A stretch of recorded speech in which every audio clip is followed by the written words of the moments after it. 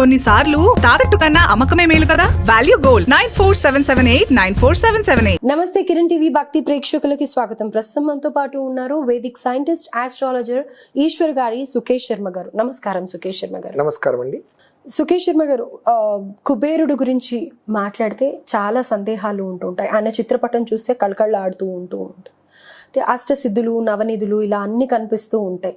ఈయన అష్టసిద్ధులకి నవనిధులకి అధిపతి ఎలా అయ్యాడు, and at the same time north ఉత్తర దిక్కుకి మేజర్గా చూసుకుంటే కనుక ఉత్తరంకి చాలా ప్రాముఖ్యత ఉంటూ ఉంటుంది.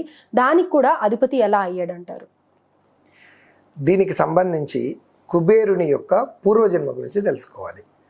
కుబేరుడు పూర్వజన్మలో విప్రుడు అంటే ఒక శివాలయంలో అర్చకుడు, బ్రాహ్మణుడు, జన్మతః బ్రాహ్మణుడు, ఒక శివాలయంలో అర్చకుడు. అయితే అతను ప్రతిరోజు కూడా ప్రదోష సమయం అంటే సాయంత్రం 6 గంటల నుంచి 8:30 వరకు కూడా ప్రతిరోజు ప్రదోష పూజలో శివలింగాన్ని అర్చించేవాడు. అంతేకాకుండా మనకు మధ్యాహ్నము 10:30 నుంచి 12 గంటల వరకు కూడా ఒక సుముహూర్తం ఉంటుంది. దానిని ఔదన సమయము అంటారు. ఇది చాలా రహస్యమైనటువంటి విషయం అమ్మ. అంటే ప్రతిరోజు కూడా ఈ సమయం, ప్రతిరోజు ఉదయం 10:30 నుంచి 12 గంటల వరకు ఉండేటటువంటి కాలం ఏదైతే ఉంటుందో దాన్ని ఔదన సమయం అంటారు. ఈ ఔదన సమయము అంటే అన్నమును పూజించేటటువంటి సమయం.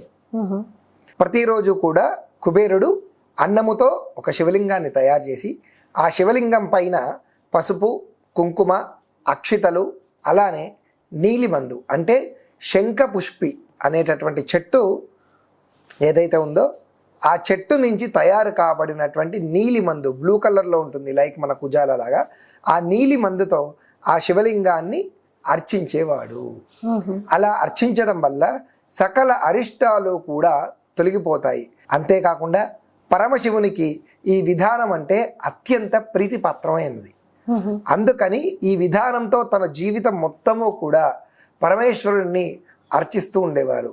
ఇలా చేయగా కొన్ని రోజులకు పరమేశ్వరుడు ప్రత్యక్షమయ్యి అతనిని ఉత్తర దిక్కుకు అధిపతిగా, అష్టసిద్ధులకు, నవనిధులకు అధిపతిగా చేస్తూ లక్ష్మీదేవి యొక్క ధనం మొత్తం ఏదైతే ఉందో ఆ ధనానికి ఇతన్ని అధిపతిగా చేయడం జరిగింది.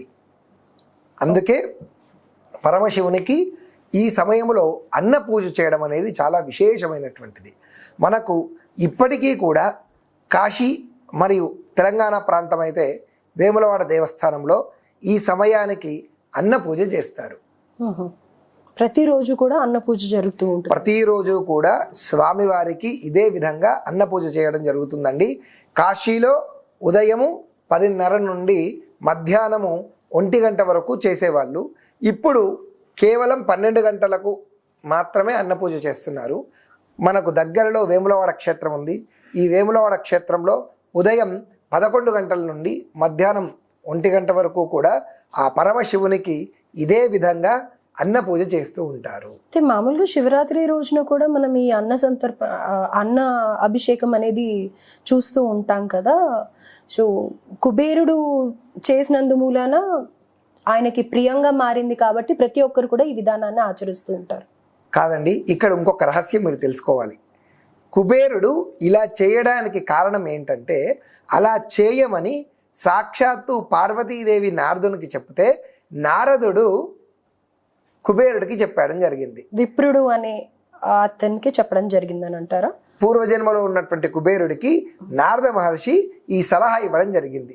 ఎందుకు అనంటే ఒకానొక సమయమున అపర్ణాదేవిగా ఉన్నటువంటి అమ్మవారు పార్వతీదేవి పరమేశ్వరుని ప్రసన్నం చేసుకోవడానికి పార్వతీదేవి కూడా ఈ అన్న పూజ మొదలుపెట్టింది. ఎందుకంటే ఆవిడే అన్నపూర్ణేశ్వరి.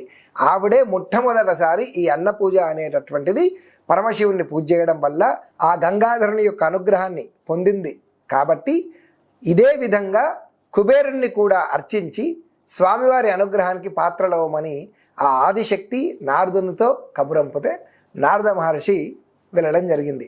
ఇక్కడ మీకు ఒక రహస్యం ఏంటంటే లలితా సహస్రనామాల్లో శ్రీ శివ శివశక్తి ఏకరూపిణి లలితాంబిక అని మనకు ఒక వాక్యం ఉంటుంది. అలానే శివప్రియ శివకరి అని ఉంటుంది. అమ్మవారంట ముందు తన భక్తుల జోలికి వెళ్ళదట.